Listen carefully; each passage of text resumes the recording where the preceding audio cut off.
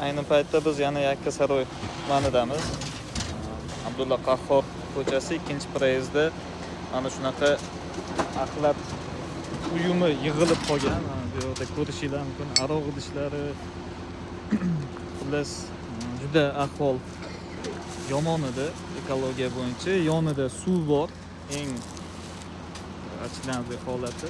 Bu yerda aholi va hozirgi paytda biz Ekologiya vazirligi huzuridagi chiqindilarni sirkulyatsiyasi rivojlantirish agentligi hamkorligida, maxsus trans hamkorligida, Toshkent shahar ekologiya boshqarmasi hamkorligida ushbu chiqindilarni bartaraf etish masalasini mana hal etyapmiz. Ya'ni ushbu chiqindilar maxsus trans xodimlari tomonidan hozir bartaraf qilinmoqda hozirgi paytda. Bu kabi ekologik deylik fojia deylik, bu kabi ekologik fojialar bo'lmasligini oldini olish uchun fuqarolardan so'rab qolgan bo'lardiki, belgilanmagan joyga chiqindini tashlash mumkin emas va agar shunaqa holat bo'ladigan bo'lsa, siz tabiatga xiyonat qilgan bo'lasiz. Buni hech qachon unutmang.